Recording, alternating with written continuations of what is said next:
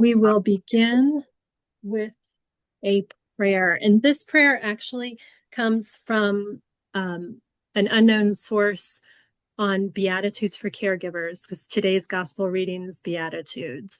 And it is for caregivers, but there's so much in here that applies to siblings because we all care for each other through life's ups and downs. So we begin in the name of the Father, and of the Son, and of the Holy Spirit. Amen.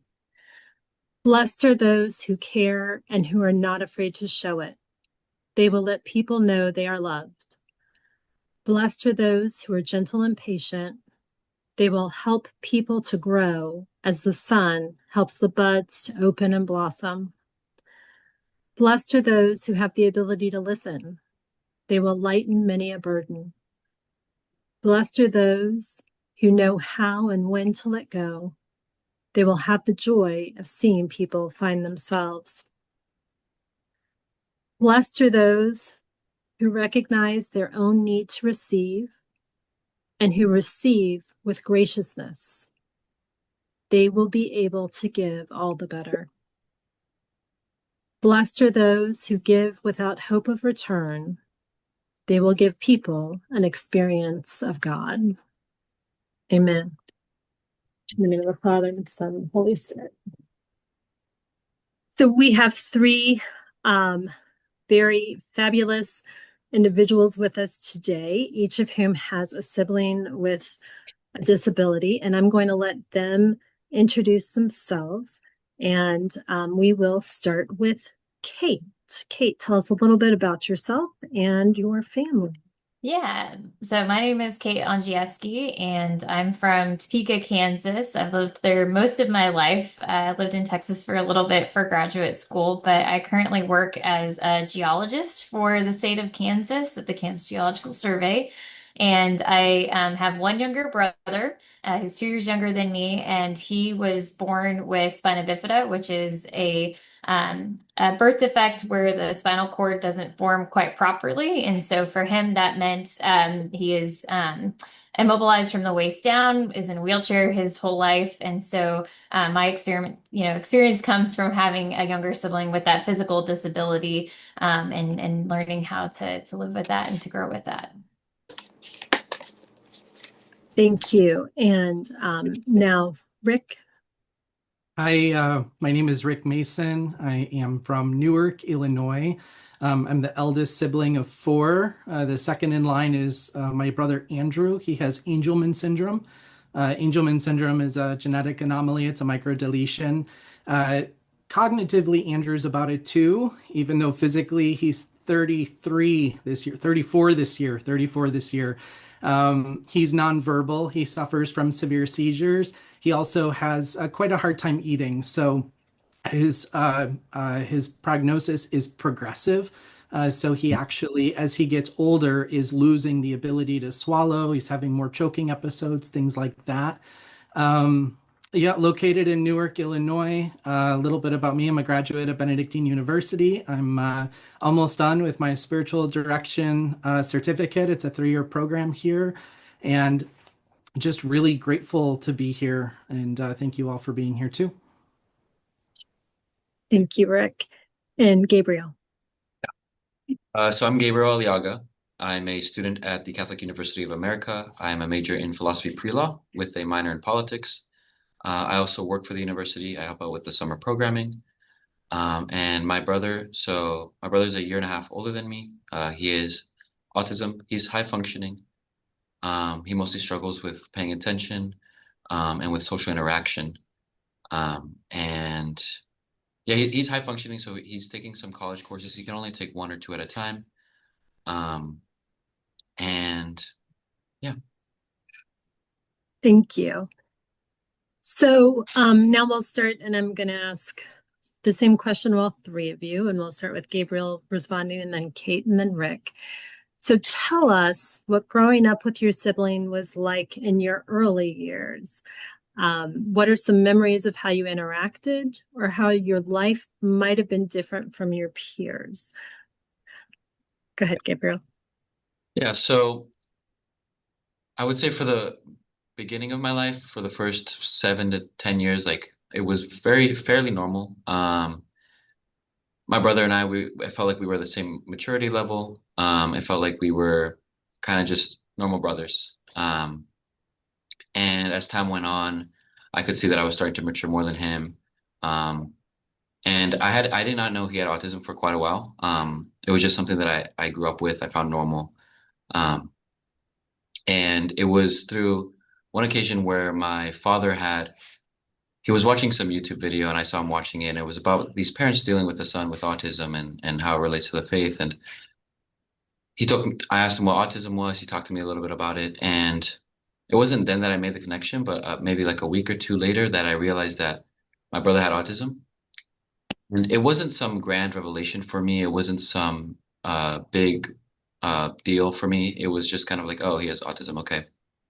Um, and the biggest way that it affected me probably would be just having to be aware of where he is if we're out after church or when we go out shopping or anything like that. Just being aware of where he is and kind of making sure that he's not off doing something that he shouldn't be doing, or just making sure that he's close to us. Just kind of keeping track of him in social settings. He can also just part of his autism. He kind of looks inwardly and is not very aware of his social environment. And so he'll be just like walking around fast paced, just thinking, and kind of like trying to calm him down sometimes because he get like very excited, um, and just trying to calm him down. And yeah, I would say those are probably the biggest ways, that it had an impact on me. And yeah, it wasn't for a while. I didn't notice that it was a problem. Yeah. Okay. Yeah, so my experience growing up, actually, my earliest memory I have as a child was visiting my brother in NICU. So when he was born, obviously a lot of stuff had to happen to take care of him right from the get-go.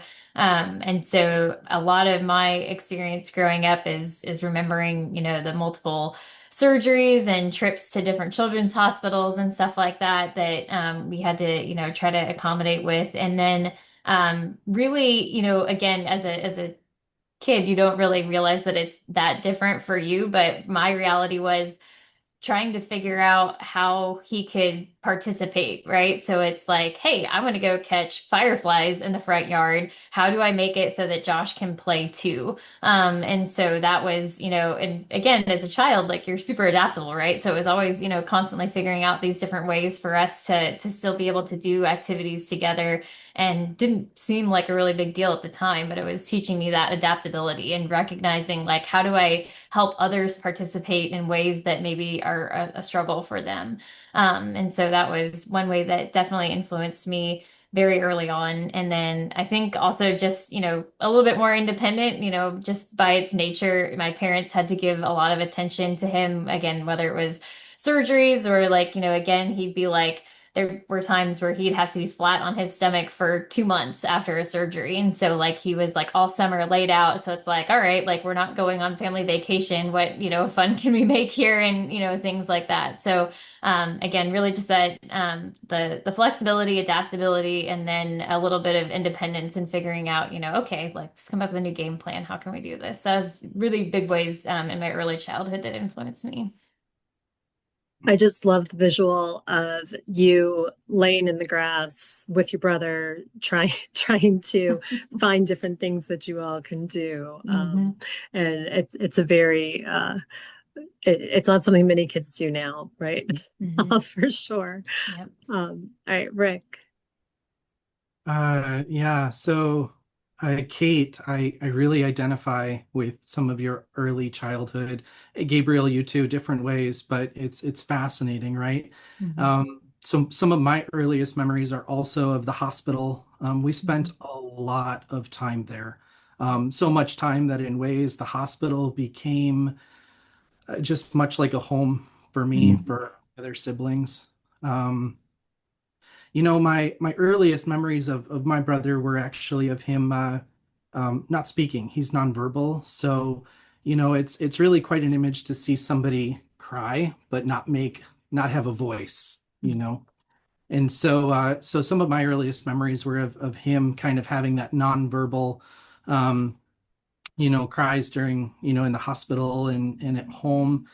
And I think that really shaped my upbringing because it really taught me, this is my brother, this is somebody that I care for very deeply. And how do I care for him when I don't know what he needs? So I think my early childhood really was about recognizing his differences and just trying to understand how I could be the big brother, how I could be that person, how I could care for him and know what he needed when he couldn't tell us. I think, into adulthood, I think that really shaped me and my characteristics because it has made me very understanding of what people might need. It's made all of us an expert at nonverbal communication, and sometimes in ways where, people don't understand maybe how we know what we know or maybe where we're going. But yeah, so I think that our time together really grew and developed, and as he got older and I got older, we understood each other in a much better, just a much better way. And certainly warmth there, right? Of knowing that you got it right. You can see it in him, even though it's nonverbal, even though it's not there. You got it right. You got what he was looking for, needing, etc. So. Yeah.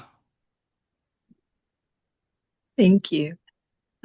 So this one I'm going to ask Rick to answer and then Kate. So the purpose of this panel is to look at that intersection between faith and disability. What did you see in your parents' reaction and interactions with your sibling that influenced your faith and life today? Yeah. Gosh, my parents were strong, so strong, and they were so unwavering in their faith. As a child, it's obvious that there's so much difficulty going on, and you're not immune to that. You can see that your parents are struggling, and it doesn't take too much to put together the pieces to what's happening. Gosh, I have memories of my family. My parents dragged us to church every Sunday, with my brother in tow. And my brother is not ambulatory, so kind of ambulatory, not, ambulatory enough that he doesn't need a wheelchair, non ambulatory enough where we make a really big scene going into church, a really big scene. Not to mention the fact that as he developed, he did become more verbal and now has, very loud auditory, shouts. All of them are not words, but it's a lot of noise. And my parents, boy, they were steadfast. They took us, and most of the time we were late. They dragged us into the church. Everybody'd stare, but we were there. We were there every single week. And a lot of times we were stopping in and out of the adoration parishes, or we were stopping in and out to say a prayer, light a candle. Light a candle was something my brother could do.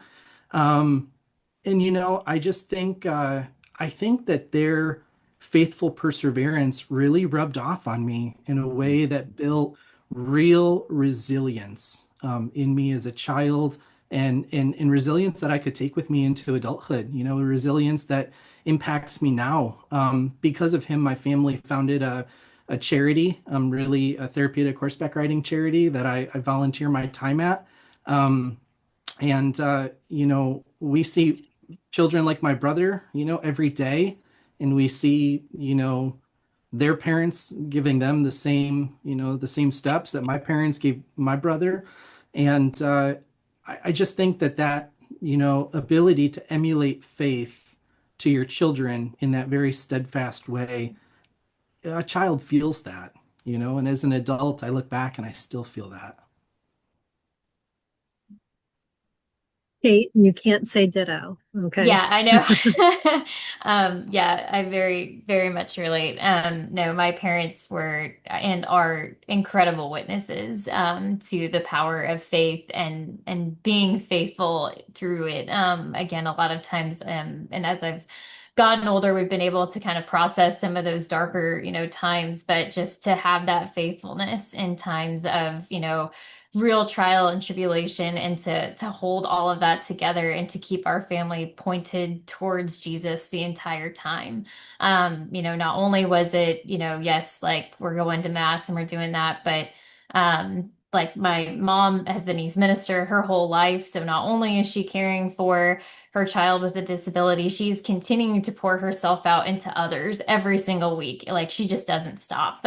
She is like this energizer bunny when it comes to serving others and helping others. And so just, I'm always just in awe. I don't know how she does it or where she gets it from, but the energy and the love that she can pour out into other people, and continue to just never waver in that faith despite all of the struggles and trials and tribulations that they have faced along the way.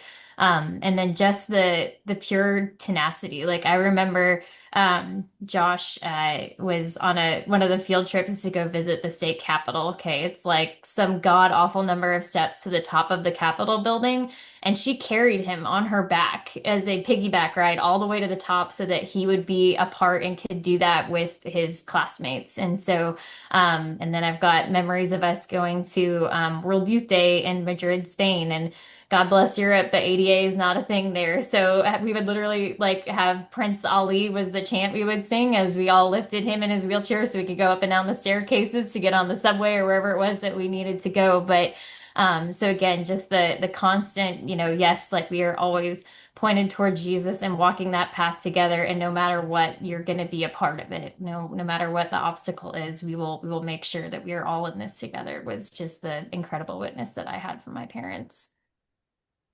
And when we talked last week, Kate also talked about how it influences, what she does now with her own children too, which I just think is beautiful.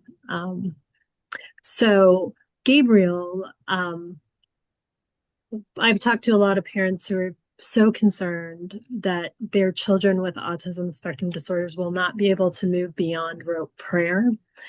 And have a really true relationship with God. But tell us what you've observed about your brother's faith. Yeah. So my brother, he also struggles with anxiety. And so one of the ways that I've seen him kind of find consolation outside of just going to therapy and medication has been through prayer. My parents are very, very devout. And when my brother was first struggling with it, they talked to him about prayer and how important it is to rely on God in these things. And I saw him lean into that. I saw him really start to pray. He doesn't typically pray like in his mentally. He just prays out loud. And so sometimes I'll hear him from my room, him praying to the Lord. And I hear such a deep reliance on the Lord, such deep dependence and knowledge of just that he needs him. And that he can't do it without him. And that has helped me a lot with my own spiritual life, with kind of seeing his dependence on the Lord, making me realize how much more I need to rely on him, and that self-reliance is not the way the Lord wants us to act. And yeah, I can really see him being a child of God in that childlike dependence on Jesus. I've even seen him like ask to go to mass at times, like during the week, if he's really struggling with anxiety on that day. And on Sunday,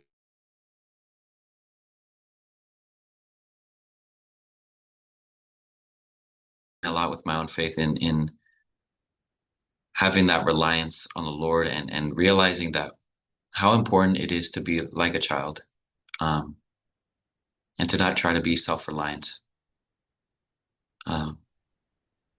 Yeah. Thank you. So this one, Gabriel and then Rick and then Kate, tell us how how could you as a sibling have been more supported by your parish community? I gave them this one to think about, and I'm hoping they came up with some good answers, because then, that helps the rest of us kind of know how we can help.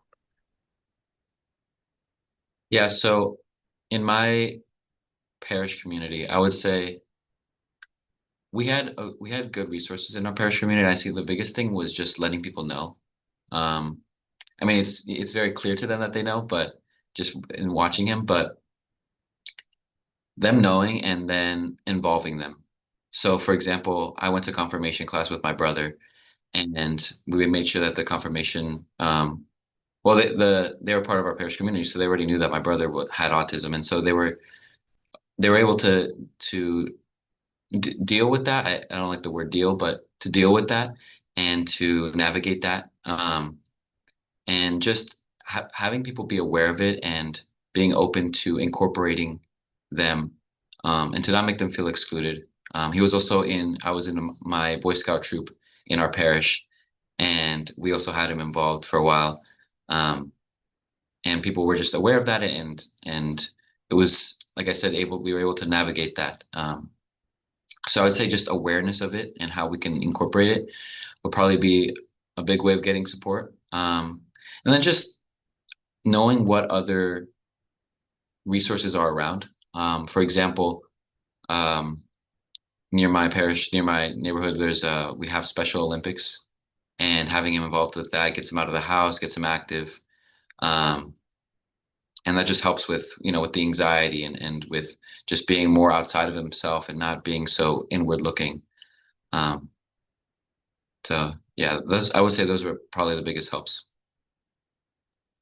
I think I am sure that there's some folks in the room who are asking in their heads the same question that I asked him when he told me about the confirmation and they went through the preparation together.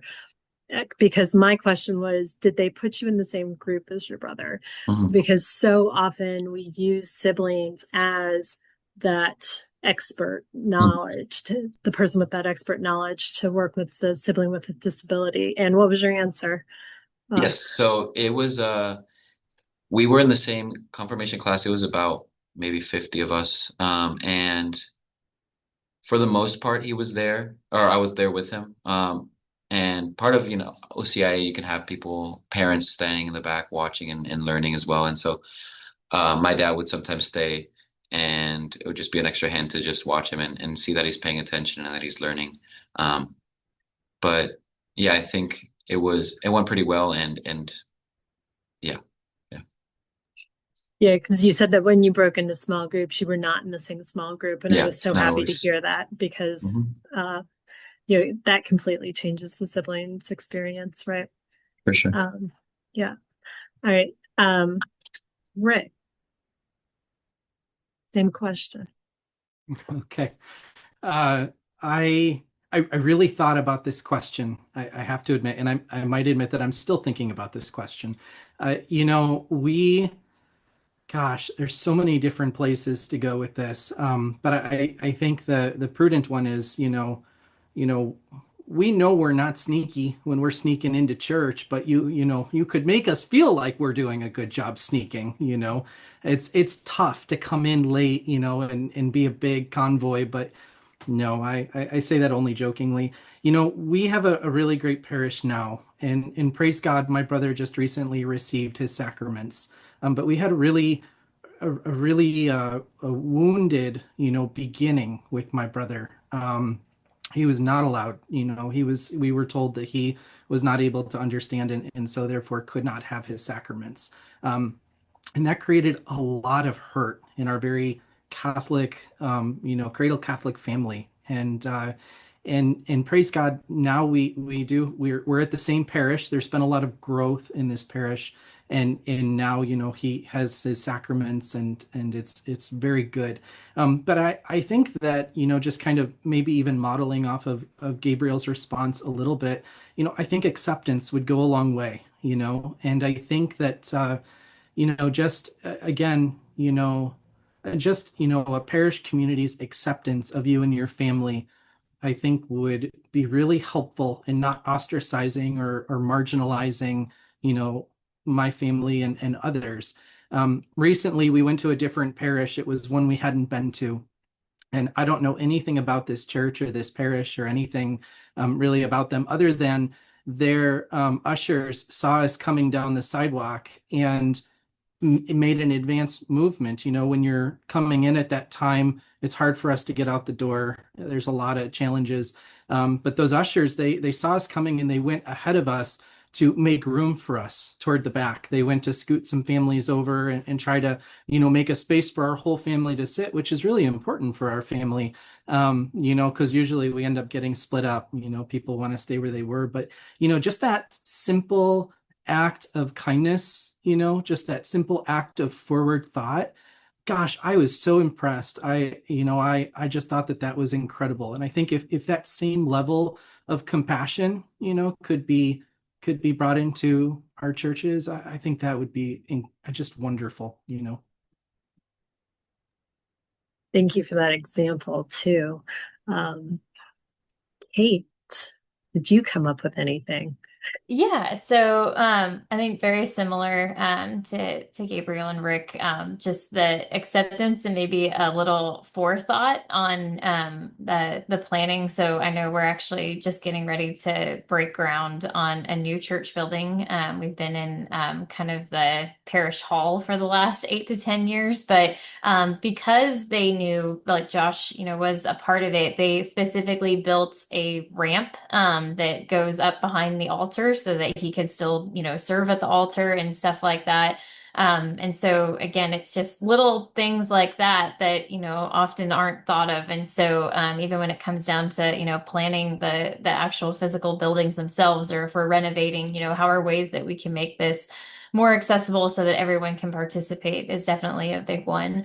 I think the other one that I would offer too is to try to, if you've got several families, you know, let's make some support groups and form that. You know, let's have a you know, parents, you can come and we're going to provide a couple people to watch your kids while you guys can sit and have prayer together and share the struggles and the joys that you're going through as well. And then even for siblings, I mean, it's, you know, it's, I think, no, we're all used to the fact that our sibling required more attention at certain times. And so I think a lot of times they're all struggling with, you know, am I seen? Am I heard? So even having a special focus on how do we minister to those kids and make sure that they're getting the support that they need in the background as well, I think would be a huge step forward. I was hoping you were going to tell us though, like what those steps were. I think you know, it tells us that supporting the family as a whole and doing things to kind of ease to make sure that people feel like they're part of that community because they are part of that community, really helps all of you all. Okay, so I've got one more, and then if we have questions from our folks who are listening. Um, can you sum up how being a sister or a brother to your sibling has influenced who you are today? We've had a couple of allusions to it, um, but tell us just kind of like we've got a little career path influence and how has being that sibling influence who you are and where you are today. So Kate, Gabriel, and then Rick. So I think like all of us here, I think it's definitely made us more aware and compassionate of those around us. So I would say that I definitely, you know, recognize and see through a different lens than maybe most do, and I'm very grateful for that.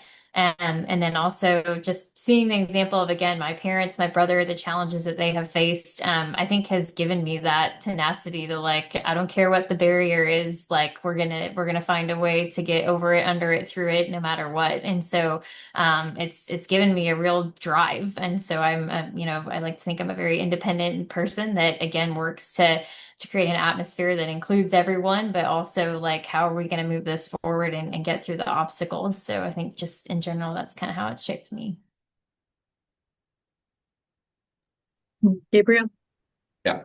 So I would say similarly, compassion and just like more empathy for people, especially because these are things that we can't control. And being more understanding of that there's things that people can't control and that's okay. And the Lord has given us this and just to love people in that. Um, and I would say also just like I was saying or mentioning earlier, seeing my brother's reliance on the Lord um, has led to me trying to act more childlike, the way that he does. Um, yeah, I would say those are the two biggest things, especially the empathetic part. Yeah. All right. And I know Rick's answer is going to be longer because he has some cool things to tell us about how like complete total um, It's probably just nervous, right? I tend to talk when I'm nervous, but I think in addition to what Kate and Gabriel both said, I would say that my brother has just really helped formate me, helping me to just look at others as Christ may have looked at them. My brother is always happy and always joyful, so he teaches us that same joy. And again, just kind of mirroring Kate and Gabriel, I think that growing up with a sibling with special needs, it unveils a whole world of need to you that you otherwise might have been blind to. And so just you know, working to embody that Christ-like compassion or mercy or, you know, all of those things. I think it's yeah, it's a blessing. He is a blessing to us, and I'm sure you guys feel the same way, all of you, about your siblings. You know, he has formed our family and changed us for the better. It's a blessing. and he really had huge influence on kind of where you are today though too. So tell us about Equine Dreams. Sure, sure. Yeah. So one of the organizations that I briefly mentioned earlier, it's a therapeutic horseback riding facility. It serves about 1,300 a year. It's all for free. It's a charitable organization. My brother was supposed to be non-ambulatory. In fact, most with Angelman syndrome do not walk ever. And so when he was very young, one of the neurologists encouraged us to try hippotherapy, which is horseback riding. When you ride a horse, it moves your pelvis in the three-dimensional pattern that you use when walking. So it wasn't long when he started before he was making strides, and that was pretty miraculous for us.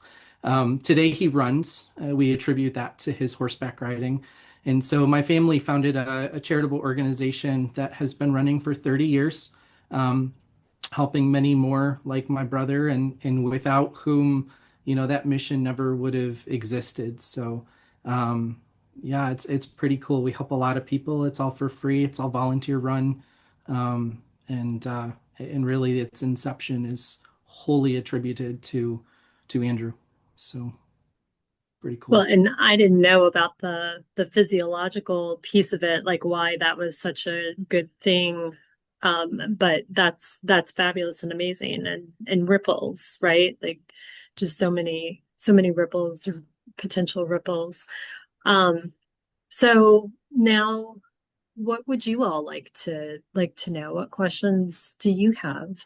You can pop it in the chat or unmute and ask. Anya, the therapeutic horseback riding rocks. It's done the same for her. Um, I, I I was wondering, a lot of parents think about who will care for my loved one after I'm gone. And how do you feel as siblings? Because I know your parents are thinking about it. What's your thought on that for your brothers? I think we all have brothers, right? Is it three brothers, I think? Brother. Yeah, okay, just happened to be. Rachel, I didn't realize that until you just said No, I was that. like, wait a minute, they're all brothers. Yeah, what do you think as a sibling on that question? I And say Rick probably, yeah. yeah. So I am full. So I have actually gone to great lengths to position myself close to my parents. So I'm been very blessed to have been able to purchase the home next to theirs, adjacent. And so it's very important to me that I am there and available to not only help support my parents as they age, but also my brother. And I foresee that continuing. I feel very strongly about that. And we have my brother Andrew and I have two younger siblings who are also, ready to, step up to the plate, should that happen. And that has been true, our whole life. I think we all feel that same way. Gabriel, do you want to add something? So Gabriel is young enough that I was a little surprised that it came up when we were talking, kind of in preparation for this. But do you have an answer for it? Do you remember it coming up when we talked? Um, Sorry, I actually didn't get to hear the question too well. she asked about, parents are always thinking about the future and what happens when they're gone. And so really just thinking about what have you thought about that, and or how much of you had to think about that. And, uh, Yeah, that's actually interesting because that's something I have been thinking about a lot in the last year. And I probably had a conversation with my parents 2 or 3 weeks ago. We were talking about buying a home, and I was mentioning that maybe we should be looking for a way for the four of us to live together, and if God willing, a future family that I have, that we would all live in the same home, just because it would be easier to manage my parents and my brother. Um, and yeah, it's something that I've been thinking about lately. And the good thing has been that we've seen in the last 2, 3 years, my brother has grown in independence and a desire to be independent, to find a job and to work for himself. He's always asking like, "Do you have any job opportunities for me? Do you have anything for me?"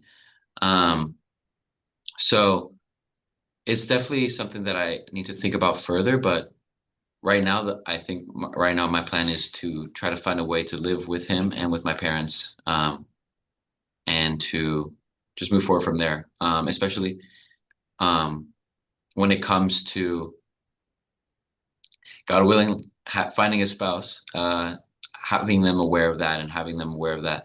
This is kind of the route that I will most likely need to take. and when Gabriel and I were talking about it, I told him about a cousin of mine who married a girl who knew that she was going to be a caretaker for her youngest brother who has Down syndrome, and they have designed different parts of their life around that, which is kind of beautiful. So in the chat, unless Kate, do you have something you want to add?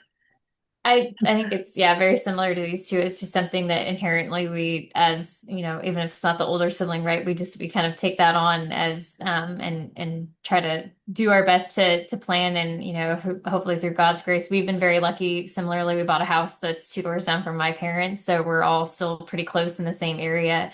My brother is very independent. He has his own house in Kansas City, but at least we're all still close enough that, again, we're there as that support, and we'll step up when needed. So, a question from the chat from Mary Randazzo. She's watching this with her 8-year-old son, and he wants to know what advice you would have for him. His brother has Angelman syndrome.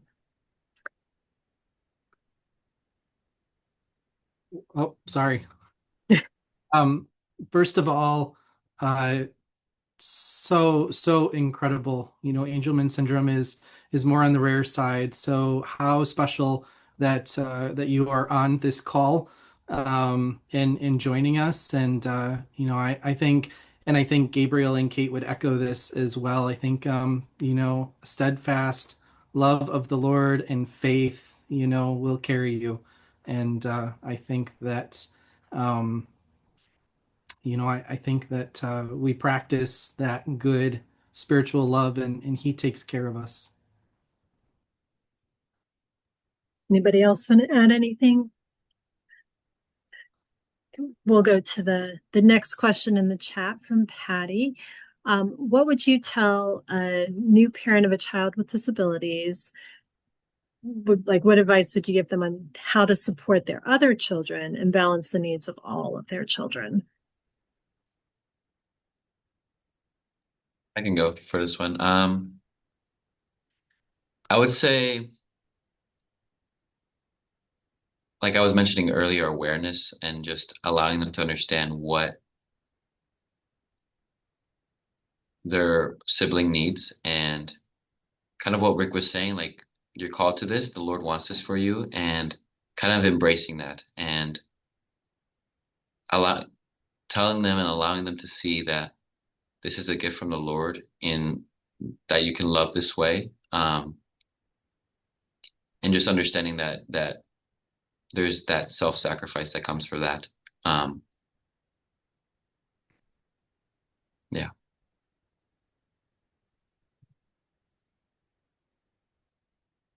I can branch off that as well, real quick. My parents were very honest with me growing up. They were very honest, even at a very young age, and I think that that really helped me to understand, a need to be mature, a need to, not necessarily grow up, but a need to really understand that, our family was in something together, and that in was my brother. And I think by rallying all of us, it made it a team approach, which was really helpful for me growing up. It wasn't hidden or a secret. It was just, this is what we're coming together to accomplish.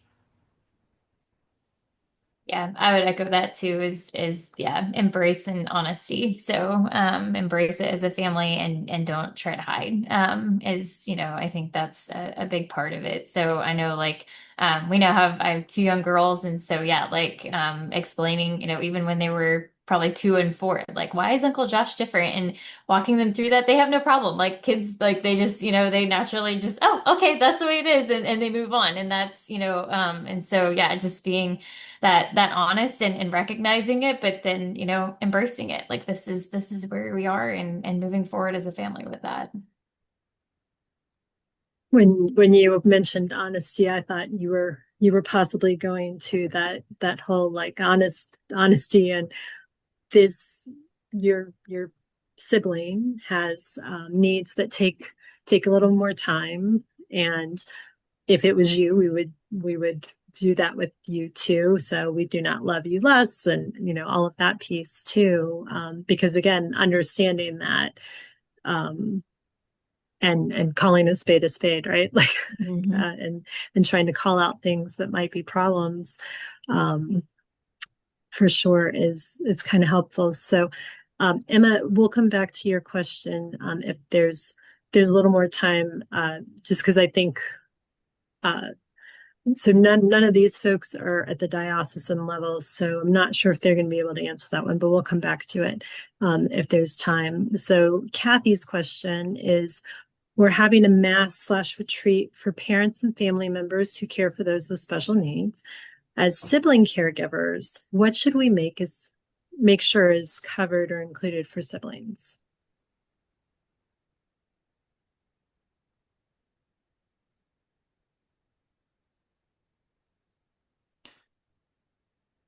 I'm going to jump in and say a chance for siblings to connect with each other. I did not have any any former relation or communication with Gabriel and Kate, but I think we're all doing pretty good relating on a level that's innate to us because of our upbringings, and I would encourage that. I think the more you can give siblings an opportunity to share camaraderie, I think the better. Yeah, I agree with Rick on this. It was only until my sophomore year, so 2 years ago, that I met my current best friend, and he also has a sibling with autism. And having that and relating on that has been something very special and unique to our friendship. And I think offering that is very important. Yeah. We all need to connect with others who have similar experiences. Right? So another question from Deacon Manuel. One thing to keep in mind is the spiritual support that parents and siblings need from their parish communities. How can we offer that? Like, what do you think? I'm going to say it is darn hard to offer something that people can come to, right? So if you think about even that piece of things, like, what do you think would have been successful or was successful?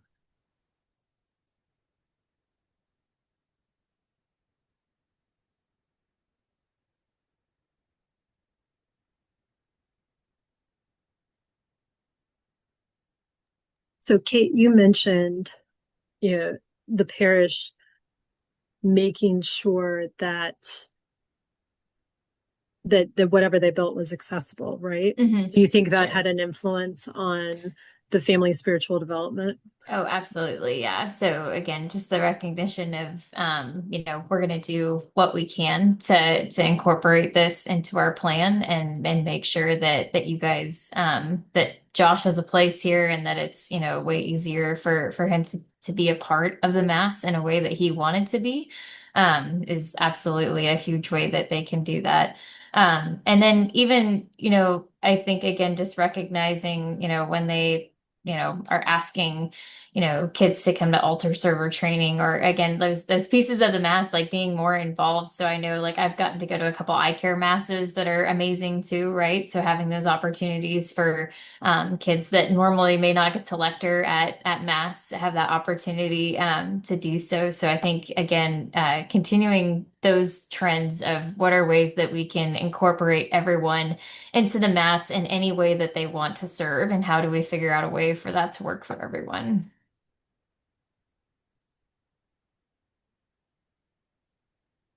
Yeah, I would say just in seeing the parish community accommodate and try to navigate and try to find ways to have your sibling with a disability to participate is very spiritually nourishing. It shows how much we care about having everyone part of the community.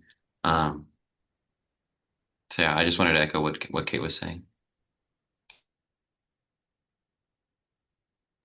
I'm curious, kind of follow-up question. Do you remember do you, as the sibling, remember being able to kind of attend and participate in the things that you wanted to and expected to in parish life?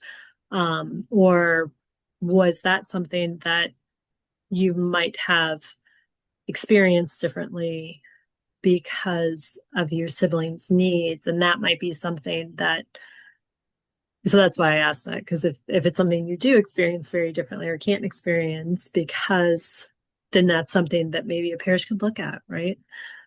Um,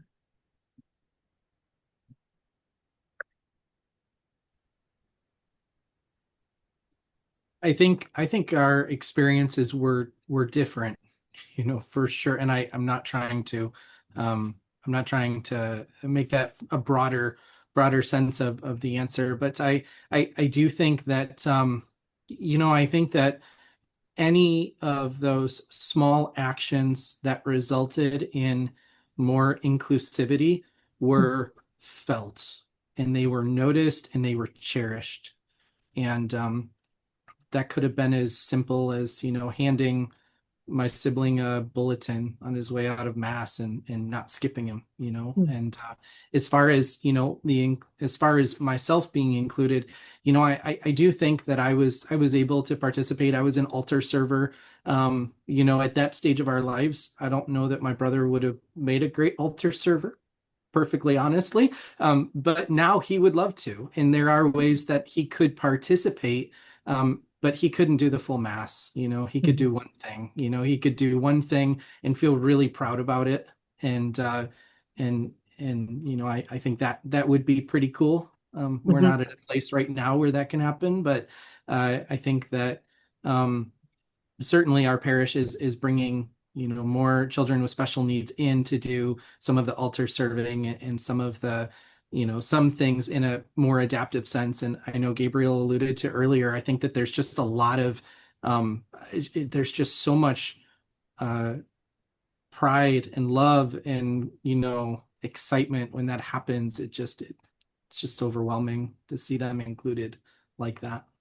Well, and I'm hearing something that, not everybody would naturally think is true, but what you're telling us is we show that we love and accept your sibling, and that reflects something very positive for you. And Definitely. because you all are having a really hard time telling us things that we could do to help siblings that aren't actually more directed at your sibling or Right. at your sibling with the disability.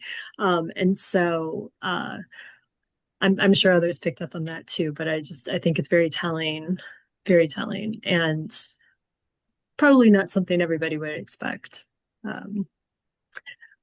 So Anya added a comment that she's at a parish that has started offering agape meals and provides a lot of time for storytelling and faith sharing. And for sure that would, because you're also talking about community and building community and everything, which is beautiful.